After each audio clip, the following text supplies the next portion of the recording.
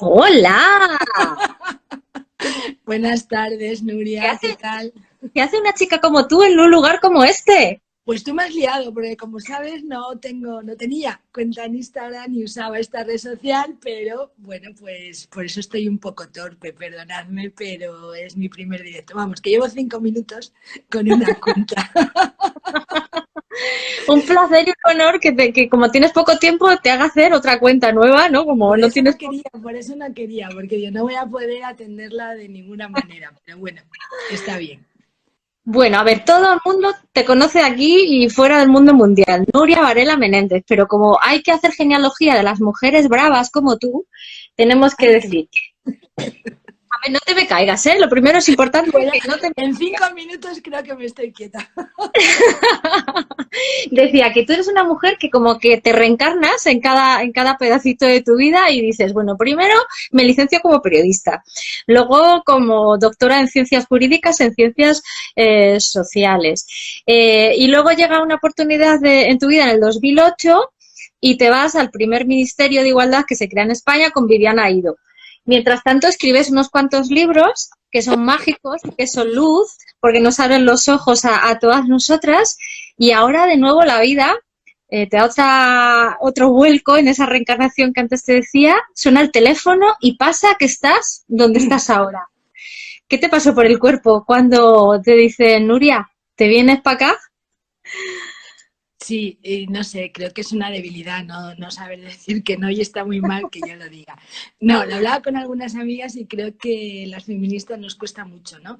Cuando te dan la oportunidad, como ocurrió en este caso, de poder llevar a la práctica, hacer política real, ¿no? Todo lo que llevas tantos años trabajando y pensando y diseñando, pues es realmente difícil. Así que sí, había terminado justo, yo soy asturiana, había venido a Asturias este verano a encerrarme en mi casa a escribir el último libro y claro, porque en Asturias la verdad es que se escribe muy bien porque hace muy buen clima en verano y justito acababa de llegar a Madrid, vamos que todavía no había acabado de deshacer las maletas cuando me llamó el presidente para que me animara a ocupar el cargo de directora general de Igualdad en el gobierno del Principado. Y bueno, pues aquí estoy. Le dije que sí y bueno, y estoy, la verdad es que es un honor, es un lujo, ¿eh? Que te llamen de tu tierra para hacerte cargo de las políticas de igualdad. Así que se lo agradecí mucho, le di un par de vueltas porque no era fácil volverse para Mm. acá. Yo llevaba 32 años en Madrid, que es toda una vida, y, pero bueno,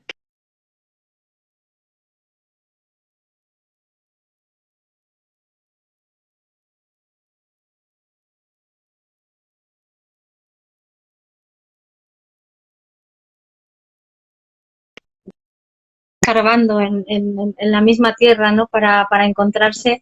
Y creo que también te viene mucho de ahí toda la fuerza que tú tienes, ¿no? De dónde naces, para dónde vives y quién eres tú en el día a día. bueno, claro, nosotras, tú hablas de reencarnaciones, pero Sí, es una manera. claro, yo creo que efectivamente nos vamos construyendo con todo lo que vives, todo lo que escuchas, todo lo que ves y todas las decisiones que vas tomando en tu vida. Yo soy hija de la cuenca minera asturiana y bueno, esa es mi tierra, ¿no? En todos los sentidos. Por eso la vuelta ha sido fácil, ¿eh? Vuelves a casa, pero además vuelves, bueno, a una cultura que es la tuya, con todo lo bueno y todo lo malo que tiene tu casa, ¿no? Sí, somos hijas de donde somos hijas, ¿no? ¿Qué tiene de parecido y de diferente el haber estado en un ministerio de igualdad que tú tachas también como un máster del patriarcado por todo aquello que tuviste que vivir en tan poquito tiempo a una institución más pequeña como es donde estás ahora mismo viviendo y dirigiendo? ¿En qué se parecen y en qué se diferencia cuando una feminista vuelve a la institución a crear políticas de igualdad y a luchar por lo único que nos desvivimos todas y cada uno de los días? Bueno, obviamente tienes más incidencia, ¿no? Estando en el ministerio, pero es verdad que las competencias en igualdad están en las comunidades autónomas, están transferidas, ¿no? Entonces, estar al frente en una comunidad autónoma te ofrece realmente más resortes, ¿no? Más posibilidades de hacer cosas porque sí tienes las competencias en igualdad. Pero además Asturias, como has dicho, es una comunidad pequeña Ujú. y eso es un lujo, ¿no? Porque te permite, a mí, bueno, yo siempre aprovecho todo lo que hago para aprender, ¿no? Y esta oportunidad estoy aprendiendo mucho porque estar aquí me da la oportunidad de profundizar mucho. ¿No? Ya no es la teoría que podemos haber estudiado mucho, ni siquiera la teoría que proyectas en los libros, que además de teoría tiene reflexión y tiene, bueno, mucho compartir, ¿no? Con Mm. otras autoras. No, y no solo es diseñar políticas, es que lo ves, es que te puedes profundizar muchísimo qué consecuencias reales tienen esas políticas en la vida de las mujeres reales, ¿no? Y en una comunidad pequeña como esta, eso es un lujo, porque lo conoces todo muy de cerca y no te voy a decir el día a día, pero bueno, hay ámbitos como el de violencia de género, por ejemplo, que casi al día a día, ¿eh? Sabes día a día lo que está ocurriendo y bueno, aprendes muchísimo. Con esto que nos está pasando y que nos está desbordando, hay mujeres especialmente que lo están pasando mal y en tu tierra precisamente se han triplicado las búsquedas de ayuda. Habéis tenido que abrir incluso una nueva casa de acogida ante ese desbordamiento que hay de esta violencia fatal y violencia que vivimos. ¿Cómo os estáis encontrando con estas mujeres y con sus criaturas, Nuria? ¿En qué estado llegan después de esta pandemia? Pues está siendo difícil porque está siendo la respuesta muy irregular, ¿eh? La primera semana del confinamiento parecía que no había violencia y la preocupación era que se había callado todo el mundo, ¿no? Y de ahí que yo creo que todo el mundo nos pusimos a hacer campañas, a poner teléfonos, WhatsApp, correos electrónicos, todas las formas que se nos ocurría para que contactaran con nosotros, porque fue una semana, 10 días de tremendo silencio, que en violencia casi te preocupa más, ¿no? Luego nosotras aquí vivimos como, estamos viviendo eso muy irregular y como a picos. Luego tuvimos un pico de salidas que fue al que tú te refieres, que en un fin de semana se triplicó lo habitual, ¿no? Que fue en torno al 20 de marzo más o menos, y nos encontrábamos con salidas con muchas criaturas. Ahora mismo en la red de casas de acogida del Principado tenemos 169 mujeres y 89 son niños y niñas. O sea, tenemos más peques que mujeres víctimas, ¿no? Y fue una salida muy angustiosa porque también, bueno, había muchas preocupaciones, ¿no? Entrar en una casa de acogida, pues también algunas pensaban que tenían más posibilidades de contagiarse por el virus. Bueno, hay como a las dificultades añadidas normalmente, y sabes que la casuística es muy diversa, se le añadía todas las dificultades de este momento, ¿no? Afortunadamente nosotras no tenemos ningún caso positivo en toda la red, entonces, bueno, en ese sentido tenemos un protocolo, bueno, de hecho no ha habido ningún caso, ¿no? Que tenemos un protocolo que está funcionando y eso también hemos ido transmitiendo cierta tranquilidad. Pero nos encontramos de todo, desde una salida angustiosa como este viernes que la policía recogió una mujer que estaba en la estación de autobuses de los Alsas para salir de aquí, muy a la desesperada, ¿no? Y que ya está en la red hasta, bueno, una agresión este sábado, ¿no? Una mujer que fue agredida por un tipo que con toda la situación que tenemos saltó todo el confinamiento y vino desde Galicia hasta Asturias para agredirla, ¿no? Y la agredió. Bueno, la casuística es variada, como siempre. Las mujeres, como siempre, son diversas, las circunstancias son bien distintas. Y lo que es verdad que es que esta situación la complica porque los miedos se multiplican, ¿no? Y lo que te digo, las salidas, la petición de ayuda está siendo muy irregular, que es algo que yo intento dar. Bueno, me preocupa mucho en este momento que tengamos un aluvión de salidas cuando acabe el confinamiento, que creo que es lo que nos podemos esperar, ¿no? Que intuyo que hay muchísima contención y muchísimo aguante en este momento a la espera de que las condiciones sean mejores para poder salir, porque obviamente tiene que estar habiendo muchísima más violencia, eso ninguna lo ponemos en duda, ¿no? Y en estos momentos no es por falta de dinero, porque yo creo que la política institucional en pequeños lugares a lo mejor es mucho más sencillo, está estando a la altura de las necesidades de las mujeres. No es cuestión de que se abra una casa de acogida, es cuestión en estos momentos de aplicar una política que es diferente, ¿no? ¿Cómo se puede hacer el punto perfecto para ayudarlas en lo máximo que se pueda? Quizá Bueno, la llamada. no lo sé. Creo que ahí creo que tenemos que revisar todo lo que estamos haciendo. No pasa nada. Quiero decir, llevamos muchos años trabajando, bueno, muchos años, eh, muchos años para los países de nuestro entorno, pero realmente poco tiempo, ¿no? Pero bueno, en España sí que llevamos tiempo trabajando frente a la violencia de género y los resultados no son buenos. Entonces yo creo que no pasa nada, que todo lo contrario, que lo que necesitamos, yo de hecho aquí lo estoy haciendo, es revisar qué estamos haciendo y cómo lo estamos haciendo. Porque seguimos poniendo todo, todos los recursos y todo el esfuerzo en el final del proceso. Y yo creo que todos los esfuerzos tienen que estar en el inicio del proceso.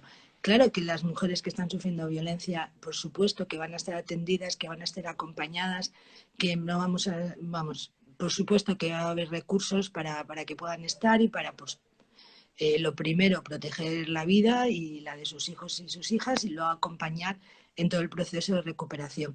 Pero yo creo que no es ahí. ¿eh?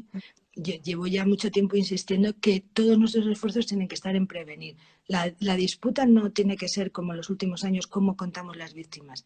La cosa es no seguir contando víctimas. Yo no quiero seguir contando víctimas. Entonces, creo que hay que darle un repaso y hay que cambiar el paradigma de la información sobre violencia, incluso de las políticas en violencia. Hay que, además, en los últimos años, y yo creo que es un efecto perverso del Pacto de Estado, la violencia se está comiendo la igualdad. Y para mí eso es un grave error. O sea, la única prevención en violencia de género, para prevenir la violencia, es hacer políticas de igualdad. Entonces, creo que hay que hacer un esfuerzo para cambiar el peso. Hay que poner mucho más recursos y mucho más esfuerzo y mucha más política en el ámbito de la igualdad, que es lo único que nos va a permitir dejar de tener víctimas, víctimas mortales y víctimas no mortales. Claro, que Que hablamos de ese pico del iceberg, pero en el camino, por desgracia, quedan muchísimas mujeres y muchísimos menores de edad que siempre parece que se nos olvidan, ¿verdad? ¿Cuánto nos queda por hacer? Y más en unos momentos donde la política se está empequeñeciendo porque han llegado a ella quienes no deberían de haber llegado nunca y quienes son negadores de estas violencias machistas, Nuria. Y eso también es complicado, ¿no? El poder llevar en estos momentos.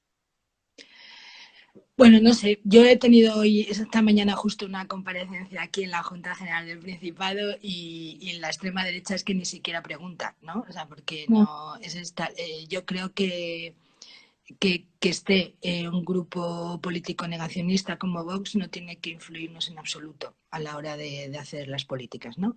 Enturbia, crea mucho ruido, genera un discurso negacionista, un discurso lleno de mentiras, ¿no? Alrededor de la violencia y hace mucho ruido y probablemente estropee acuerdos parlamentarios y todo este tipo de cosas.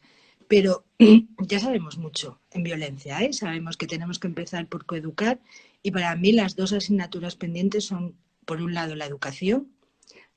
Veo, además, es que lo contesto porque veo que lo están preguntando a la gente que nos está escuchando, Genial. así que lo aprovecho y lo contesto. Creo que ese es el gran déficit. Hay dos déficits grandes en la lucha contra la violencia de género en España. Uno es el ámbito educativo y otro es el ámbito judicial. Y o lo afrontamos con seriedad o no hay manera, ¿no? El ámbito educativo, desde el 03 hasta la universidad. Yo estoy harta no paro de escuchar que hay que formar, que hay que formar, que hay que formar. Bueno, pues yo no sé por qué tengo que dedicar recursos públicos de igualdad a formar a gente que sale de la universidad. La gente que sale de la universidad me da igual que sean jueces, bueno, abogados, ¿no? Abogadas, graduados en Derecho, que graduados en Periodismo, tienen que salir formados. No tienen que salir de la universidad absolutamente ciegos a la desigualdad, absolutamente ciegos al feminismo y absolutamente ciegos a la violencia de género y luego pretender que con un cursito de 20 horas se hacen expertos. Y entonces esos son los grandes déficits, ¿no? Y el ámbito judicial igual. Consecuencia de la falta de formación, bueno, consecuencia de la falta de formación y consecuencia también de la impunidad, ¿no? Da igual las decisiones que tome un juez o una jueza que no tienen consecuencia, ¿no? Incluso si lleva bueno, a la falta de protección de esa mujer, que es lo que vemos todos los días en los juzgados.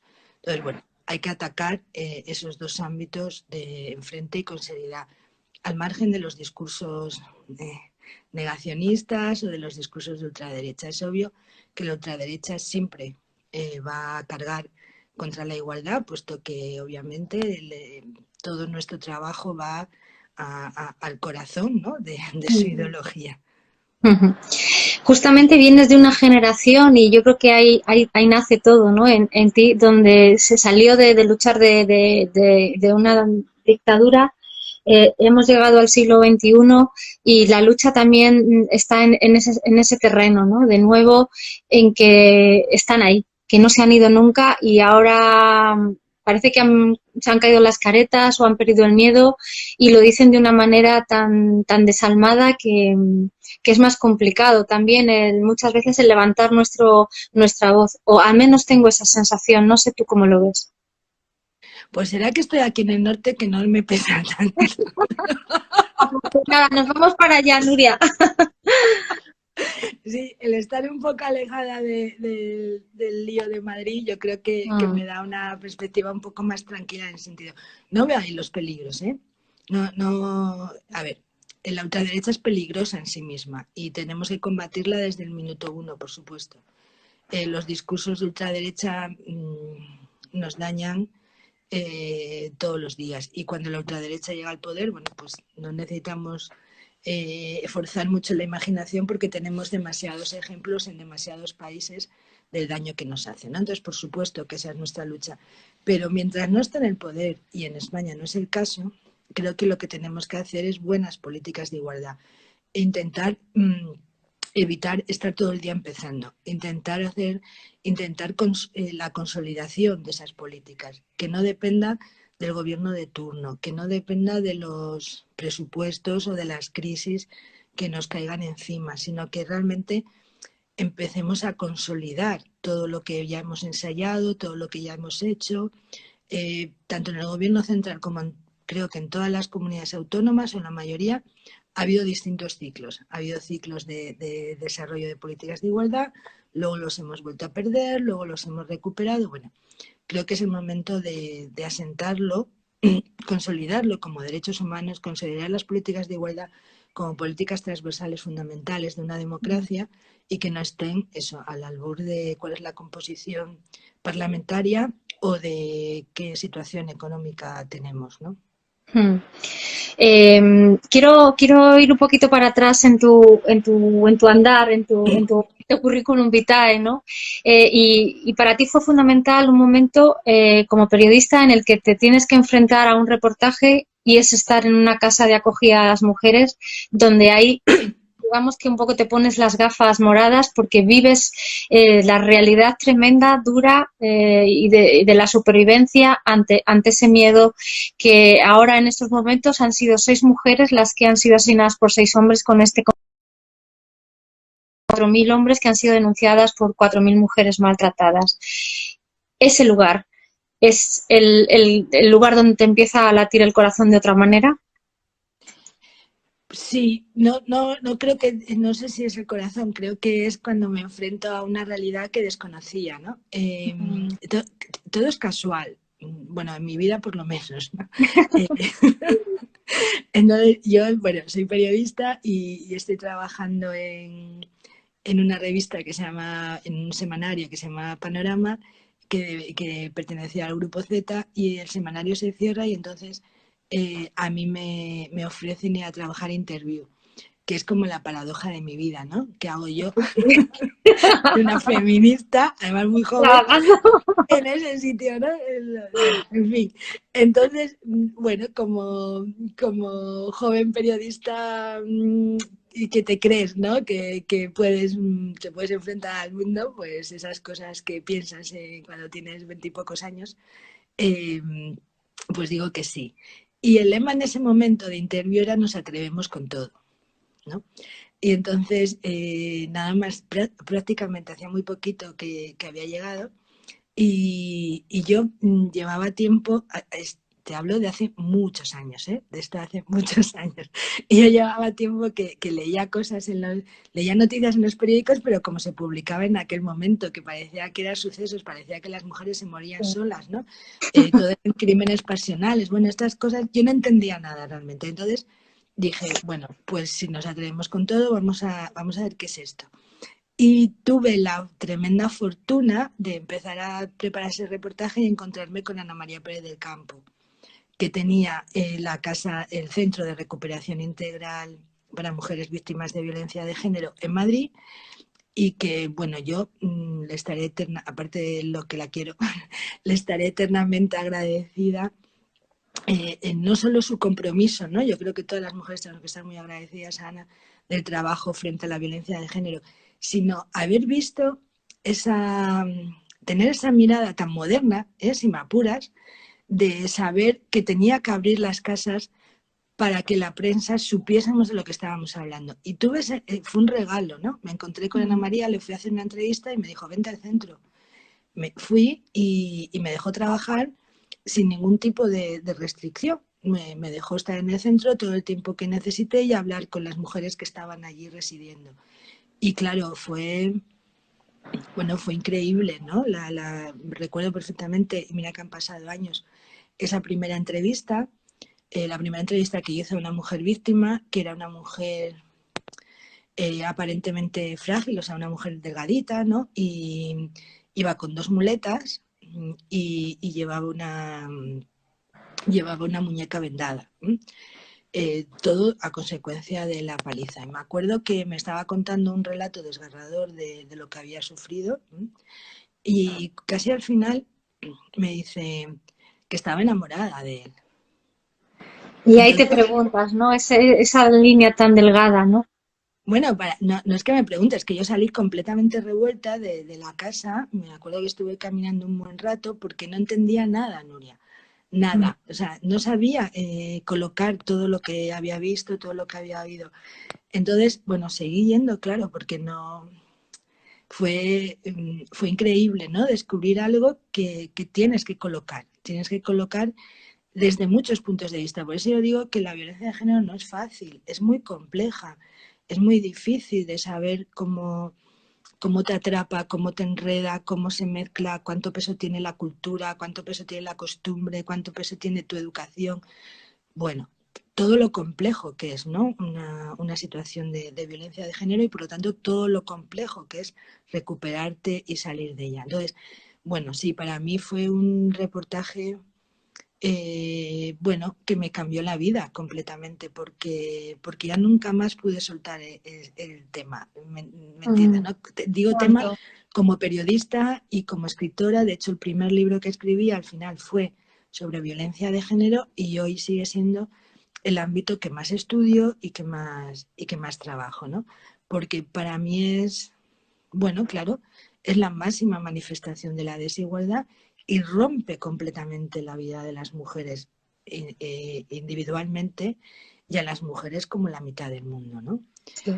Entonces sí, fue en interview, paradójicamente, sacamos una portada con ese reportaje, porque, bueno, para mí aquello era un reto, ¿no?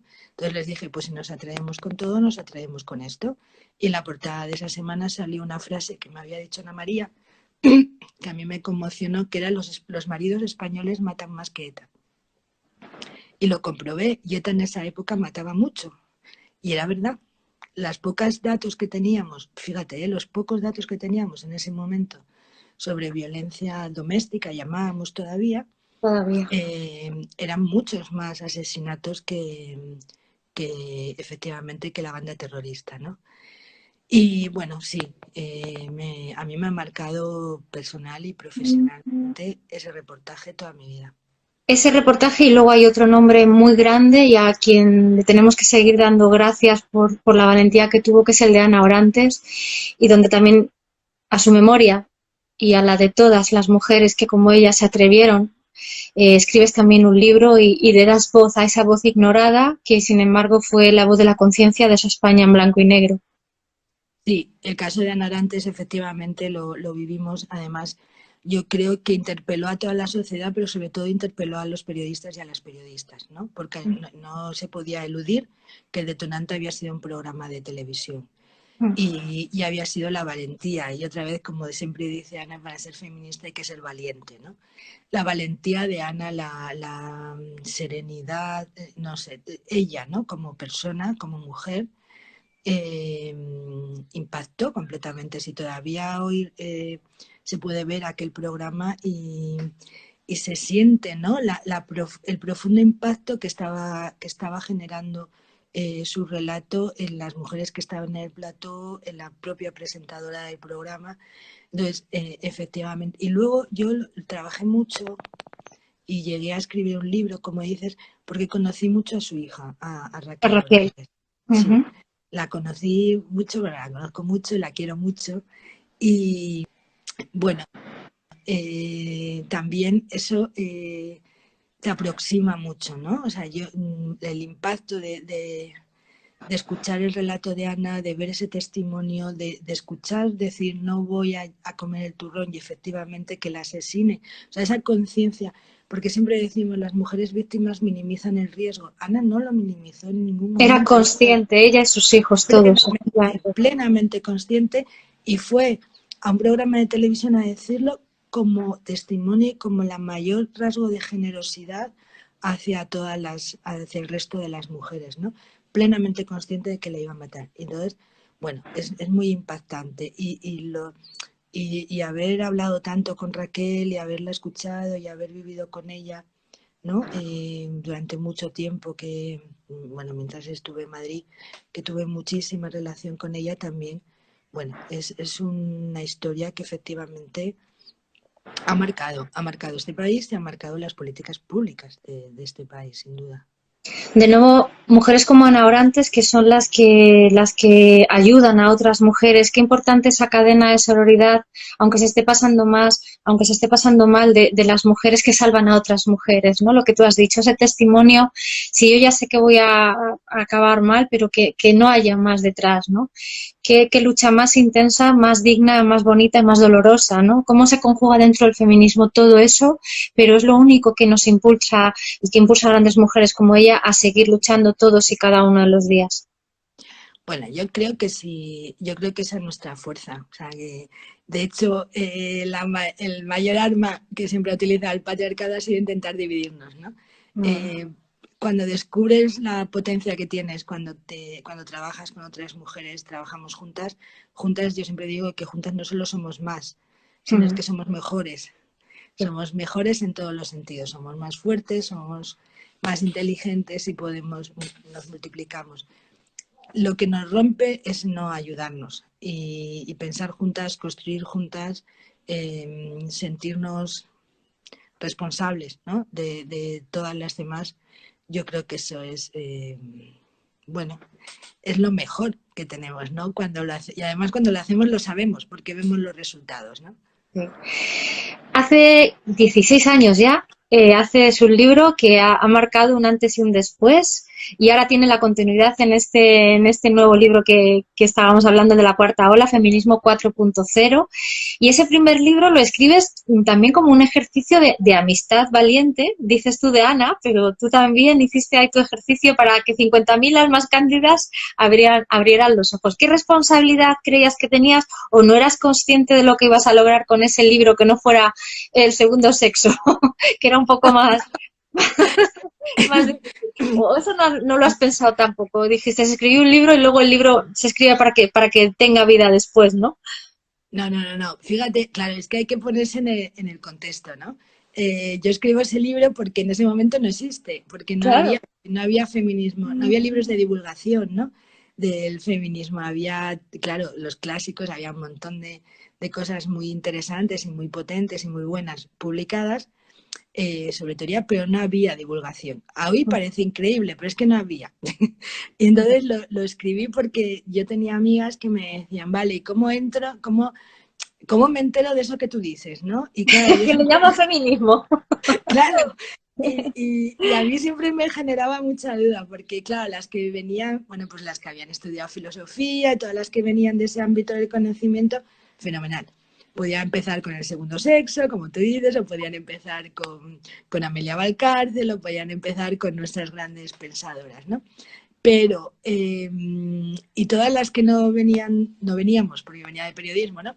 Todas las que no veníamos de ese campo del conocimiento, todas las que no conocíamos nada de filosofía o incluso, si me apuras, hasta de teoría política, ¿no? Porque, bueno, éramos muy jóvenes, que, y entonces, pues por eso lo escribí, dije, bueno, pues vale, pues vamos a ordenar, ¿no? Todo lo que hay. Y claro, Nuria, es que cuesta, hay veces que cuesta un poco trabajo ponerte en este momento. Es que en ese momento hay libros que yo conseguí porque mis amigas mayores me dejaron fotocopiar porque no se podían conseguir, se habían editado en su momento, o sea, yo qué sé, La mística de la feminidad o las obras de Kate Millett, no sé,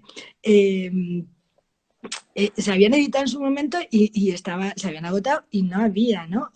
Bueno, biografías de mujeres, no había. Recuerdo que para conseguir la biografía que se había escrito sobre Clara Campoamor, poco menos que tuve que jurar con sangre en el Instituto de la Mujer que les devolvía el único ejemplar que tenía, porque no me la dejaban sacar. Es que soy la Yuna, digo, pero yo te juro que te lo traigo. Bueno, es que parece increíble, ¿eh? Y que yo a No ha veces pasado tanto tiempo, pero fíjate que esos 15 años como hemos cambiado en España, ¿no? Y que también tú lo dices, que España es diferente y tiene una potencia muy fuerte y está reconocida internacionalmente por eso, porque tiene política en el peso, el feminismo. No es la teoría sencilla, ¿no? Sino que es estudiada, ¿no? Y vas tú y te atreves. Claro, por eso cuando dicen es que no avanzamos tal, digo, bueno, es que sí, ¿no? Las dos cosas son verdad, ¿no? No avanzamos ni muchísimo menos al ritmo que queremos, ni hemos conseguido las metas que queríamos. Nos queda, bueno, y a veces incluso estamos retrocediendo en algunos ámbitos, somos conscientes, pero hay otras muchas cosas que sí, y esta es una de ellas, ¿no? Lo que te digo, o sea, que no hubiese prácticamente, bueno, nada de feminismo de divulgación escrito en ese momento. Y era muy difícil que se publicara. Y de hecho, la anécdota es que cuando a la hora de ponerle el título, mis amigas me decían, no pongas feminismo en el título, por favor, que no lo va a comprar nadie, que no lo va a comprar nadie, no van a vender ni un ejemplar. Y bueno, reconozco que a veces soy un poco cabezota, ¿no? Y yo me empeñé en, sí, pues esto es lo que es, ¿no? Bueno, quizá la cosa esta de periodista, ¿no? Esto es lo que es el libro, pues vamos a titularlo como es el libro, ¿no? Un libro, pero vamos, era tal y estás diciendo tú, está fatal. Entonces, que íbamos a seguir editándolo. No, o sea, yo pensaba que ese libro no se iba a vender absolutamente nada. Una Puesto primera edición y ya, ¿no? Claro, porque por supuesto que no parecía que fuese tema de interés y bueno, no, decir la palabra feminismo en un título en aquel momento, sobre todo en un libro de divulgación, ¿no? Que no era un libro, pues eso, de un clásico de Celia Amorós, no era teoría feminista, no, era un libro de divulgación con el feminismo en el título. Bueno, parecía un poco locura y la verdad es que solo me ha dado alegrías, ¿no? Desde entonces. Entonces, no pensaba yo.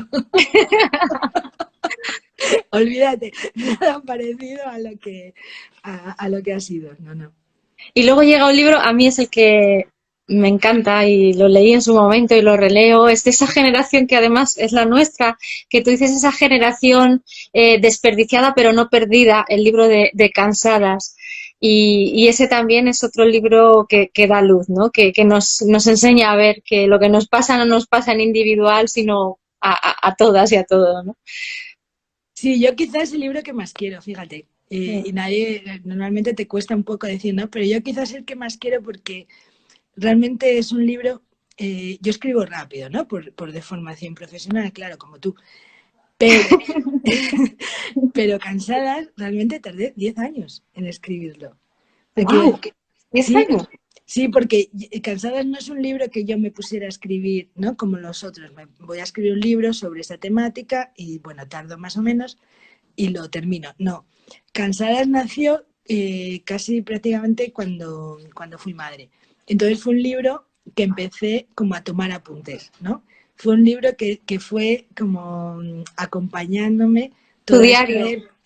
pues casi, no es diario, pero bueno, tiene notas de viajes, notas de reportajes, artículos, lecturas, reflexiones. Es un libro, es el más personal de todo lo que he escrito, sin ninguna duda, y ese es un libro que me acompañó esos 10 años de crianza en el que tienes que ser todo, pero que no te da la vida para nada. Y lo único que tenía claro desde el primer momento fue el título, porque eso sí me llamaba muchísimo la atención, ¿no? Porque durante una época me di cuenta de que cada vez que veía a una amiga y le preguntaba ¿cómo estás? Lo típico, hola, ¿qué tal? Cansada. ¿Cómo estás? Sí, la respuesta era cansada, pero bien, bien, bien, ¿eh? Pero cansada. Y digo, pero ¿cómo es? ¿Por qué estamos tan cansadas, no? ¿Cómo es posible que lo primero que verbalizamos es que estamos cansadas? Y luego, pero bien, como diciendo, cansada, pero dentro de los parámetros normales.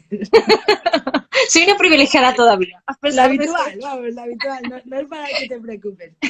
Y bueno, entonces por eso te digo que ese es quizá el libro menos teórico, es el más personal y es el que tengo más cariño porque me fue acompañando esos años, ¿no? Esos 10 años de locura absoluta, de crianza, de niño pequeño, de trabajo, de todo, en el que, bueno, no sabes muy bien cómo, Más o vienes o sobrevives. no sabes lo que es efectivamente. Entonces, cansada, no, agotada. Agotada.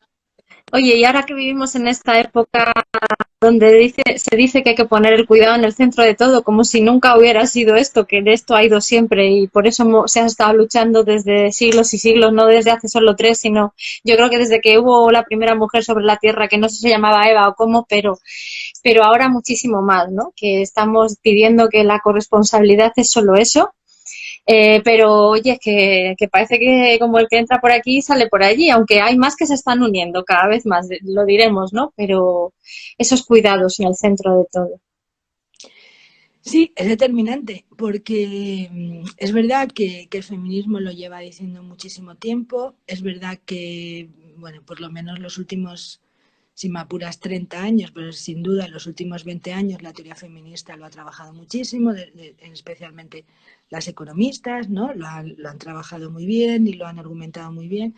Fíjate, nos inventamos la palabra conciliación y ya la hemos superado y ya estamos en corresponsabilidad sin que se haya llevado, ¿no?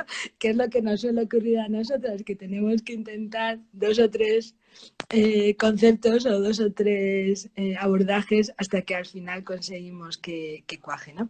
Pero sigue siendo verdad y si algo estamos viendo, aunque quizá no todo el mundo lo ve, claro, luego te asombras de algo que dices, ¿cómo puedo estar explicando lo obvio, no? Pero esta pandemia es obvio que lo importante son los cuidados y que no verlos, no valorarlos, no pagarlos, no agradecerlos y no ponerlos en el centro de la vida es un error monumental tanto de la humanidad como de las políticas públicas, ¿no? Digo la humanidad porque es tan habitual y tan común.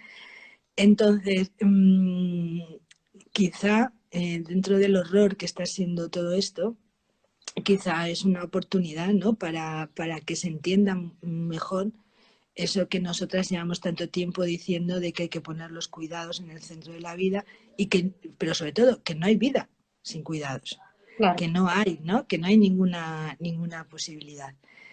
Entonces, bueno, yo sí creo que ese es nuestro gran reto. Y cuando te hablaba antes de que hay que trabajar en igualdad, no en violencia de género como exclusión, quiero decir, no porque no trabajemos en violencia, sino que hay que trabajar la igualdad para evitar la violencia de género, también buena parte del trabajo tiene que ir por ahí. ¿Eh? Las mujeres tienen que... Es que al final la violencia de género es el desprecio, es el menosprecio a las mujeres. y todo viene por el mismo sitio, ¿no? O sea, qué mayor desprecio que no valorar lo que haces, que no valorar tu conocimiento, que no valorar tu tiempo, no te valora, ¿no? Como persona. Entonces, bueno, todo tiene tremenda relación y creo que tenemos que trabajar ese discurso y concretarlo en políticas públicas. ¿Qué ocurre? Que claro, no es solo política pública. Es un cambio cultural, fundamental, ¿no?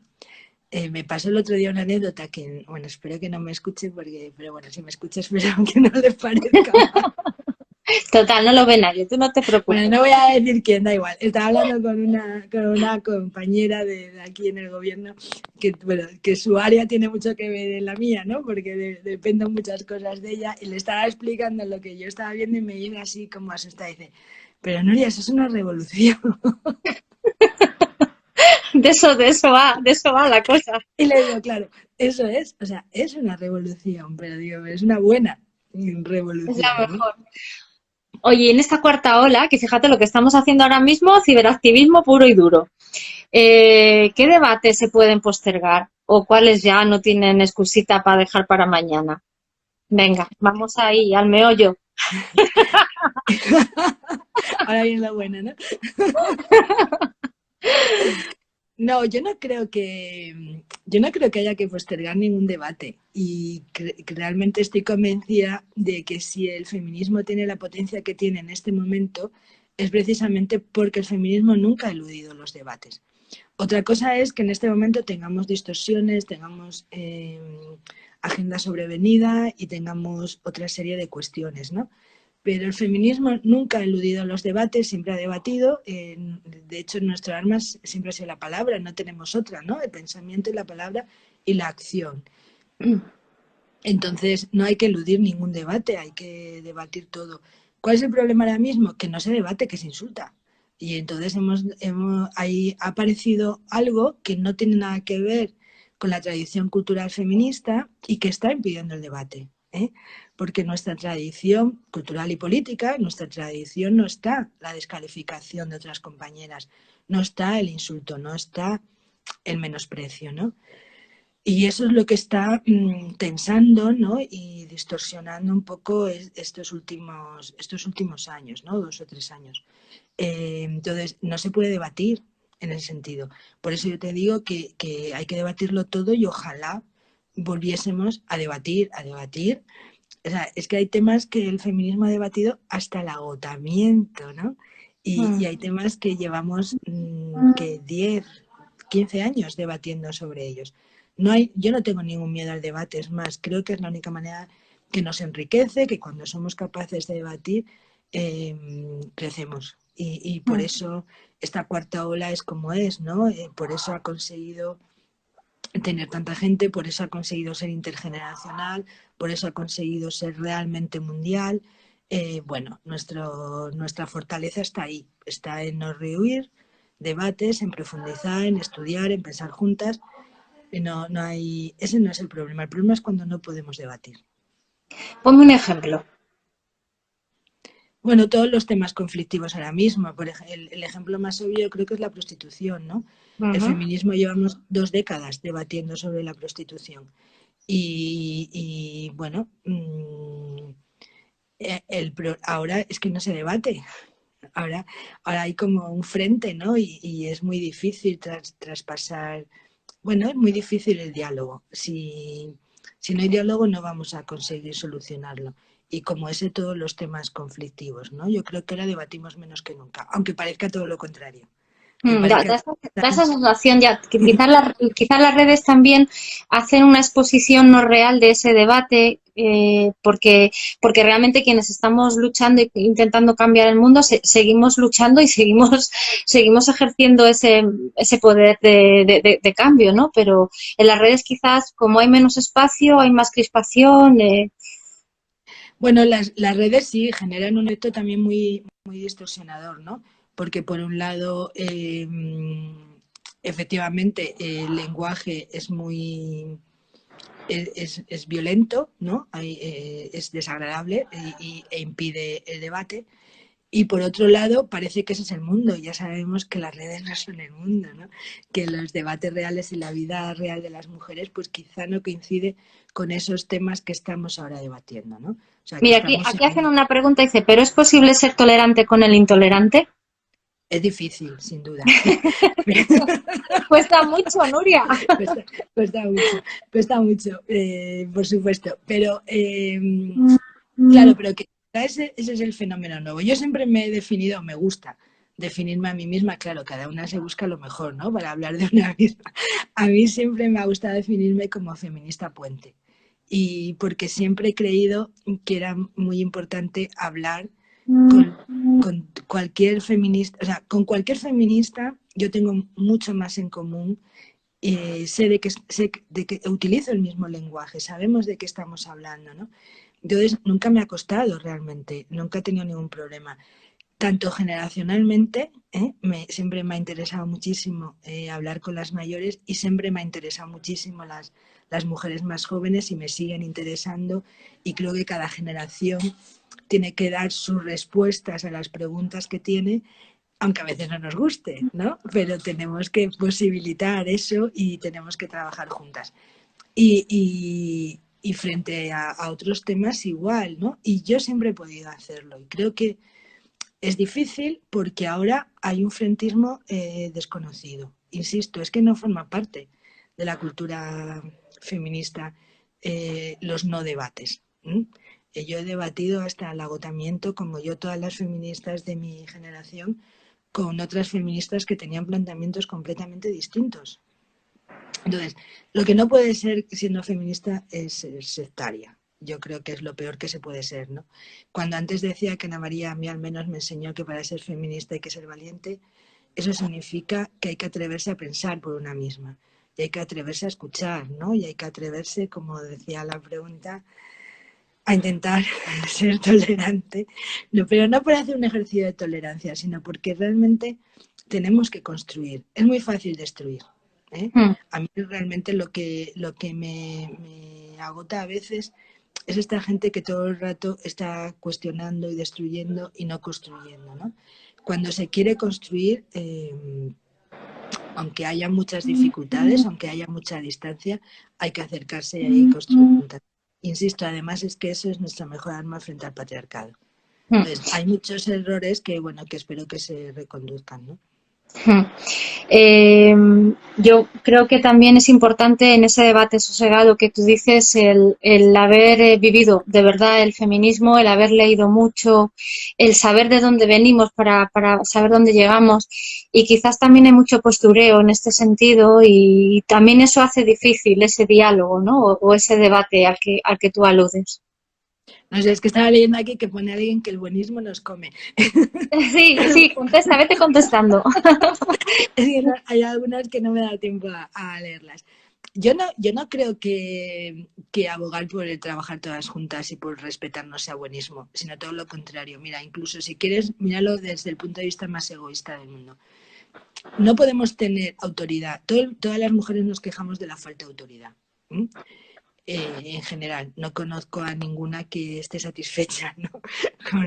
con el respeto que le manifiestan y con la autoridad.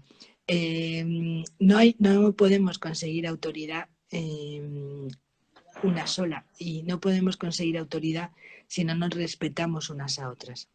Entonces, es imposible que realmente ese ejercicio, yo odio la palabra empoderamiento, la odio, lo reconozco, no me gusta nada, pero bueno, me entendéis cuando aludo a ella, ¿no? Es imposible hablar de un empoderamiento y de hablar de un respeto y de hablar de una autoridad de las mujeres si no nos lo damos unas a otras, si no nos respetamos, si no nos damos autoridad, si no nos escuchamos, si no es absurdo, no se lo podemos pedir. Entonces, no es buenismo, es estrategia. O sea, yo también, de verdad, que me sé enfadar y hasta sé gritar, ¿no? En un momento dado, y puedo insultar, y puedo...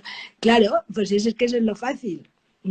A ver, entonces, hay profesionales de eso en las redes. Cuando digo profesionales, que hay gente que vive de eso, vive de insultar y vive de evitar los debates y vive de enfrentar. Eso es lo fácil. Lo difícil es construir Destruir es súper sencillo, volar un puente tardas un segundo. Lo difícil es construirlo. Entonces, creo que en este momento tenemos conocimiento, herramientas, reflexiones para construir y para no dejarnos engañar y para que quienes se equivocan de enemigo y creen que el enemigo son otras feministas, bueno, pues que se queden ahí en sus guerras, pero los enemigos Pero siempre es el mira, patriarcado. todo es feminista ahora, incluso Bueno, quien ese es el peligro, pero vamos a ver, ¿cómo? tampoco es Tenemos que muy claro nosotros, lo que es feminista y lo que no lo es. Y quien está defendiendo pues una postura que está con el enemigo, digo yo, ayúdame a mí, que yo, que yo hay veces que no no, puedo. es que a Supera. veces parecemos nuevas o parece que lo queremos todo. Ahora, nosotras queremos un movimiento globalizado, mundial, ¿no? Con esta repercusión que tiene y que no tengamos y que no tenga consecuencias. Claro, cuando un movimiento se hace tan popular como se ha hecho el feminismo y crece tanto, en los últimos años tiene el primer peligro es que se despolitice, por supuesto. Y el segundo peligro es que se vulgarice, claro. Y el tercer peligro es el que tú dices, que todo sea feminismo, ¿no? Eh, pero todo en todos los sentidos, quiere decir que vas a un sitio y te tratan correctamente y dices, es que somos muy feministas, y yo, bueno, a mí me parece que soy muy normal, ¿no? O sea, quiere decir que lo que no es bronco, lo que no es machista, parece, bueno, en fin, claro, es toda esa confusión, pero es que, bueno, lógicamente, ¿qué queremos? Millones de militantes en todo el mundo y que no haya, en un movimiento como el nuestro, que no es jerarquizado, que es horizontal, bueno, pues lógico, o sea, ese es el mal menor, ¿no? Y luego confusiones, bueno, yo lo que creo es que hay, bueno, sí, morir de éxito, ¿no? O sea, problemas de crecimiento que podemos decir que son asumibles y luego hay otras cuestiones que no lo son, claro, o sea, hay confusiones adrede, ¿no? Cuando la teoría queer se llama feminista, pues obviamente que no lo es. La teoría queer no es feminista. Otra cosa es que pueda ser queer y feminista, pues claro, por supuesto que sí, ¿no? Puede ser queer y feminista y puede ser queer y no feminista.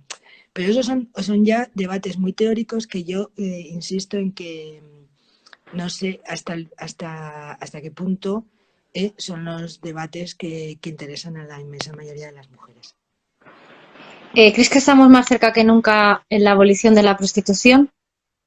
Ojalá, ojalá. Yo creo que sí, porque tenemos lo difícil en las políticas públicas y lo difícil en nuestro campo es imaginar las cosas, ¿no?